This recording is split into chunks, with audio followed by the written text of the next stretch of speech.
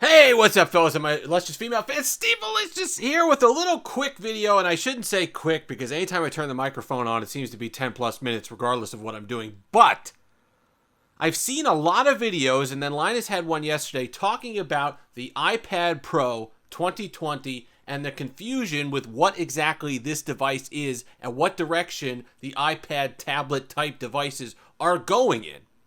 I've seen way too many videos just saying, well, this is a bad laptop. That's all they're doing. They're taking the screen, they're putting extra functionality to it, and it's a bad laptop. And I really think that that's ignoring the direction that Apple's trying to go in with these devices and the future of laptops. When laptops first came out, or I couldn't even call them laptops from back then, right? You saw my video on the Moro Pivot 2. Those are portables, and even portable was a stretch. The thing was 40 pounds.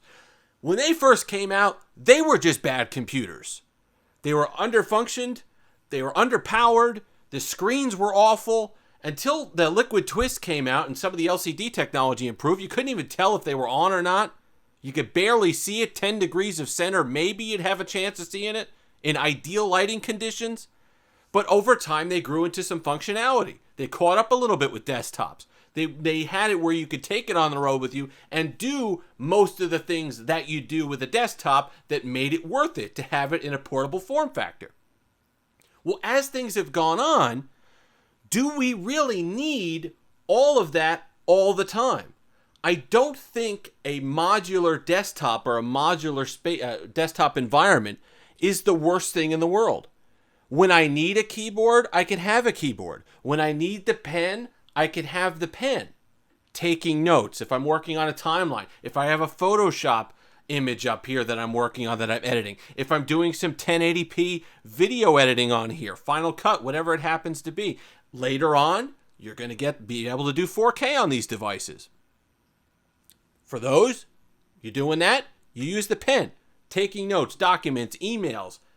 You get a nice little keyboard case like this, like the Logitech Slim Folio or Slim Pro. Very nice keyboard. We'll talk about that. I think this is better than the Apple product, and we'll go over it a little towards the end of the video.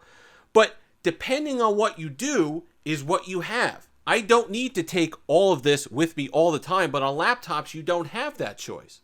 So now, as technology has improved and we could fit a lot of impressive tech in just this thin little screen, the question becomes, do I need all of that extra lugging on things that I don't want? The original iPhone, when Steve Jobs went up there and he talked about how the physical keyboard was obsolete because it wasn't contextual. When you didn't need it, it was there regardless of whether you needed it or not. I think the same thing is going to apply to our thoughts on laptops going forward in the future. I don't need the keyboard. Why does it need to be there? I don't need the pen. Why do I need the pen at any time? Sometimes you just need the screen. It offers a flexibility and a versatility in creating content, in consuming content that you don't really get in a laptop. If you're just sitting in bed at the end of the day watching videos, you don't want your keyboard sitting. You don't want a whole laptop sitting in front of your face because you don't need it. So if we can get these to the point where they're powerful enough and we're going in that direction, wouldn't this setup be better than the current setups we have for laptops? I think it's at least worth a debate. So to just blanket and call these iPad Pro devices bad laptops, I think is ignoring how 90% of us use the iPad in the first place, and what we actually need: little bit of email, web browsing, content creation, Reddit. If you're going on YouTube, if you're watching Twitch, this is perfectly fine. If you're doing that kind of hardcore video editing on your MacBook Pro now, what are you paying for that? You're paying desktop prices for that, plus some. So if you're either going to have a desktop or if you really need to do it on the road, then maybe the laptop is still for you. But if you're spending that kind of money, you're either getting a very impressive desktop setup in which you can do your video editing, and something like this that could be a companion device, but a more flexible companion device than laptops currently are.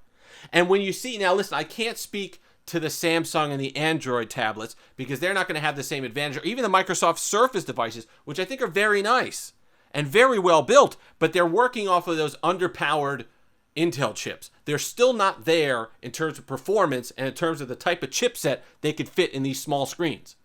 But now you hear talk of Apple going with their ARM-based processors in their MacBooks, in their laptop line. And that provides a number of advantages. They're building the chipset from the ground up to work with their software and their hardware. They're going to get fantastic optimization. You'll get really great performance, and you'll get great battery life out of that. Now, if they're able to do that successfully and fit it in a package that is slimming, as slim as their MacBook Pros are now, you could see the leap to where they could fit that kind of high-end performance with their own chipsets in the iPad Pro.